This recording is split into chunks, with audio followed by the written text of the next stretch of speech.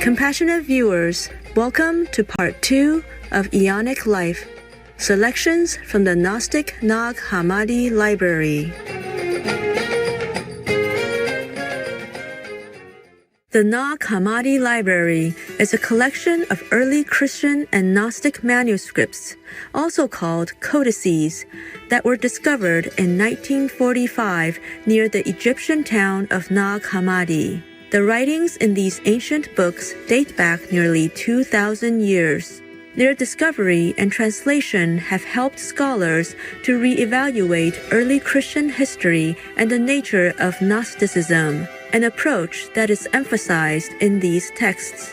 Gnostics believe that a divine spark exists within each person, through which a direct experience of God can be achieved. Today, the precious Nag Hammadi manuscript collection is housed in the Coptic Museum in Cairo, Egypt.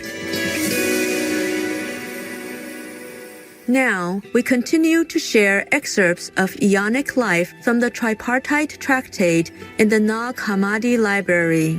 In Gnostic terms, the Aeon represents a level of divine perfection that came from God the Father and is without form.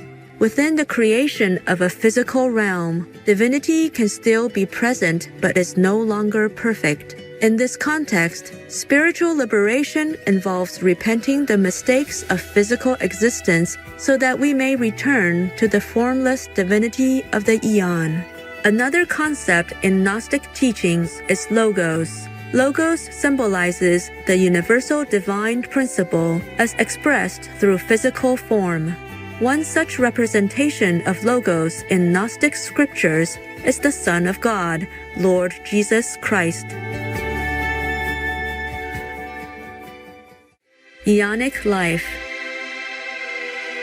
It is by virtue of His will that the Father, the one who is exalted, is known, that is, by virtue of the Spirit which breathes in the totalities, and it gives them an idea of seeking after the unknown one, just as one is drawn by a pleasant aroma to search for the thing from which the aroma arises, since the aroma of the Father surpasses these ordinary ones. For His sweetness leaves the eons in ineffable pleasure, and it gives them their idea of mingling with Him, who wants them to know Him in a united way, and to assist one another in the Spirit which is sown within them. Though existing under a great weight, they are renewed in an inexpressible way, since it is impossible for them to be separated from that in which they are set in an uncomprehending way, because they will not speak, being silent about the Father's glory, about the one who has power to speak, and yet they will take form from Him. He revealed Himself, though it is impossible to speak of Him. They have Him hidden in a thought, since from this one. They are silent about the way the Father is in His form and His nature and His greatness, while the eons have become worthy of knowing through His Spirit that He is unnameable and incomprehensible. It is through His Spirit, which is the trace of the search for Him, that He provides them the ability to conceive of Him and to speak about Him.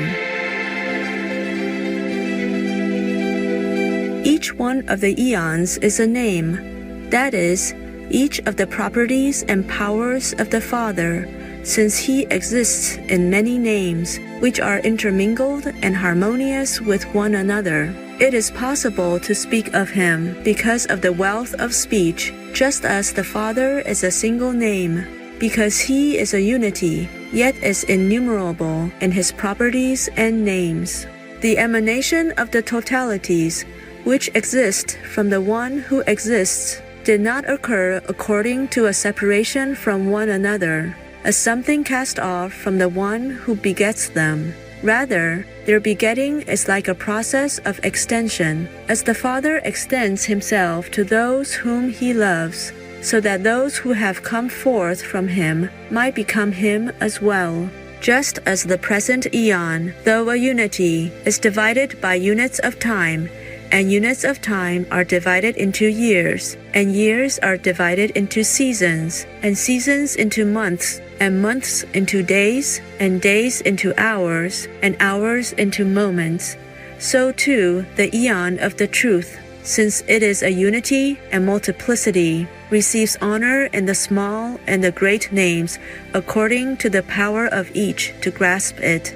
By way of analogy, like a spring, which is what it is, yet flows into streams and lakes and canals and branches, or like a root spread out beneath trees and branches with its fruit, or like a human body, which is partitioned in an indivisible way into members of members, primary members and secondary, great and small.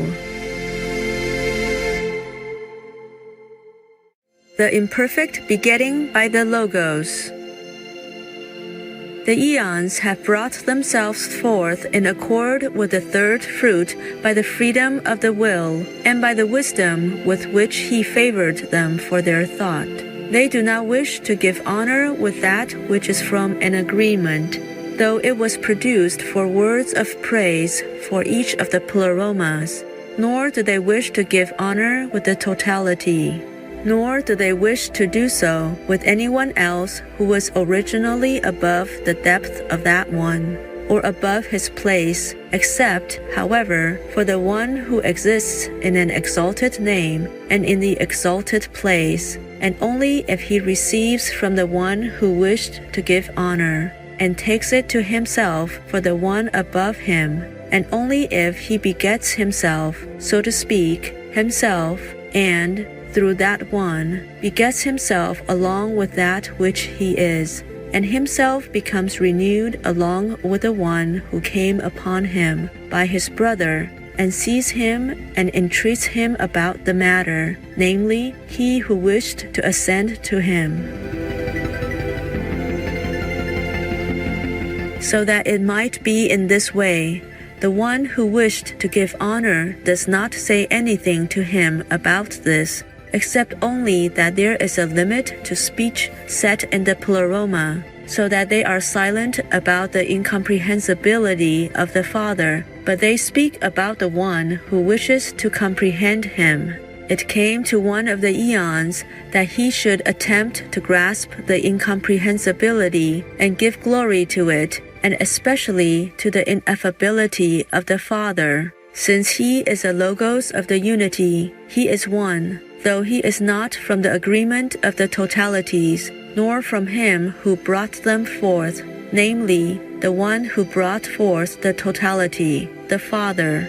This eon was among those to whom was given wisdom, so that he could become pre-existent in each one's thought. By that which he wills will they be produced. Therefore, he received a wise nature in order to examine the hidden bases, since he is a wise fruit. For the free will which was begotten with the totalities was a cause for this one, such as to make him do what he desired, with no one to restrain him. The intent, then, of the Logos, who is this one, was good.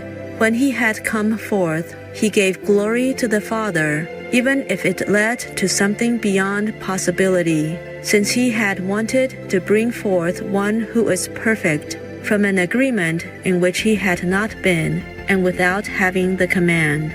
This eon was last to have been brought forth by mutual assistance, and he was small in magnitude, and before he begot anything else for the glory of the will and in agreement with the totalities, he acted magnanimously from an abundant love, and set out toward that which surrounds the perfect glory. For it was not without the will of the Father that the Logos was produced, which is to say, not without it will he go forth. But he, the Father, had brought him forth for those about whom he knew that it was fitting that they should come into being. Vegan, our planet is on fire. Wake up and do your part. Peaceful viewers, thank you for joining us today on Words of Wisdom.